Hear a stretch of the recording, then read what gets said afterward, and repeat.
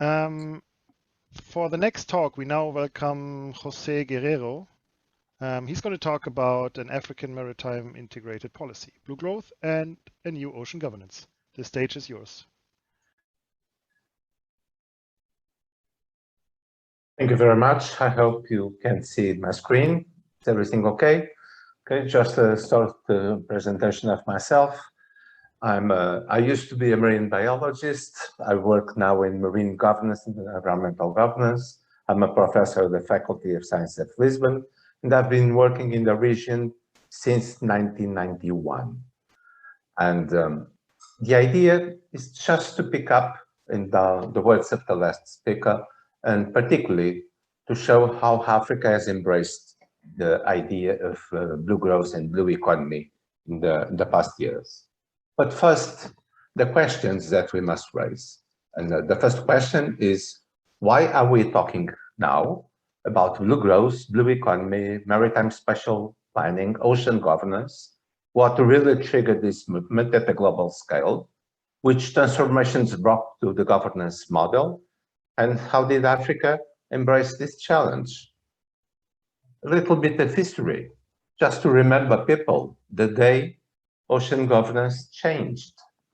Back in September 28, 1945, just 26 days after the end of World War II, the President of the United States, Harry Truman, declared unilaterally the right to explore oil in the continental shelf.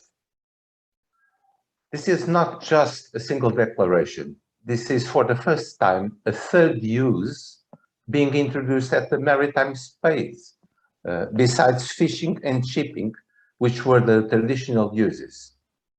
And that triggered a movement all over the world. Actually, Latin American countries also claim the right to explore oil in the continental shelf, and that really triggered the first conference on the United Nations Law of the Sea. This is the law that we have now, and this is the law that we have to govern the ocean, which entered into force in 1994. As you know, it's the most complex legal regime that we have, and it's the way that we govern the ocean. But this, in fact, triggered a new movement. And in 1998, the United Nations declared precisely this year as the International Year of the Oceans. And Lisbon exhibition, Expo 98, gathered 160 delegations, 11 million visitors, and was probably the biggest show of science and technology related to the oceans before this new decade, and also the first report on the future of our oceans. Well, this somehow triggered a new challenge all over the world. And indeed, there is a starting point in the European Union, as you may remember, back in 2006, when the question of integrated maritime policy was addressed, particularly with the Blue Book. This Blue Book, which defended the idea that there were common competences and shared resources that could trigger a new blue economy based on blue growth. And blue growth was precisely based on 5 strategic sectors, namely aquaculture, coastal tourism, marine biotechnology, ocean energy, and deep sea mining. And these were the new sectors which were based in new science and technology. But then we were introducing new uses of the maritime space. And for the first time since the Second World War, a series of different uses occupying maritime space lead to the need of a new instrument, which was called maritime spatial planning, in order to avoid the conflict of uses, conflict among stakeholders, and to assure the investments of the investors. Well, you may be asking now, what does this got to do with my central study? The question is that this movement reached the Rio Conference of 2012. And although the conference was initially designed to be around green economy, it tended to be the first World Conference discussing blue economy. And there are several authors that wrote about this, several papers. One of them said it was indeed the greatest waste ever that oceans governance and blue economy had in a global conference. And particularly, this was led by small island developing states together with African countries as a balance to green economy and also trying to develop, as the first World Conference in Singapore really highlighted, the potential for the blue economy. Actually, the previous speaker told that Africa was not behind. Well, the question is, Africa was not, because since the very beginning in 2009, Africa addressed this issue, particularly with the decision of the Assembly in 2009 to develop the Africa Integrated Maritime Strategy. And the task force was created in 2011. And the first draft was issued in 2012. And finally, in 2014, the blue economy is addressed in a meeting in Seychelles. And the African Union considers this as a trigger for all economic development and social development. And finally, the Integrated Maritime Strategy is approved. And together with the decade of the African Seas and Ocean, and finally, we have a roadmap and a blue economy strategy in 2019. And so, even before the United Nations assumes blue economy has a way to go, actually Africa has developed its own homework, and several countries are indeed following the recommendations of the two main documents that we can set on, trying to find which are the main drivers for this new blue economy.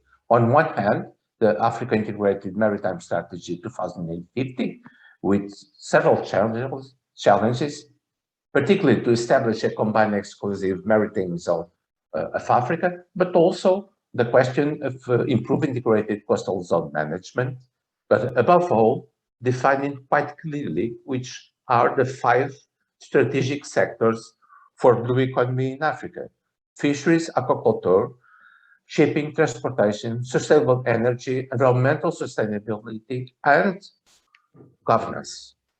And what about governance? Actually, the issue of blue economy entered the agenda 2063 actually in the Expiration 1, and highlighting the role of blue ocean economy on the global development of Africa. You may know that the projections from the blue economy strategy for 2063, it's the number of jobs should correspond to 5% of the active population in Africa. And the increase in the incomes are quite ambitious. Probably you know that with the 38 coastal states in Africa, nevertheless, South Africa was one of the very first states to develop a specific program to enhance blue economy, integrated in the Operation Pakiza for sustainable development, and developed the first legal framework for maritime spatial planning. But it's not the only case. And this is research we are conducting, and that we have already published some papers on this. Maybe some information, it's not updated because governments do change, but nevertheless, what this picture shows, it's the impact that these strategies on maritime economy and blue economy have in the several governments. They change ministries, and ministries for maritime economy arise, or ministries for fisheries and blue economy from Cape Verde to Seychelles, or in South Africa, or even in Senegal with fisheries and maritime economy. But together, they develop also specific, each and every country, they develop specific policy documents.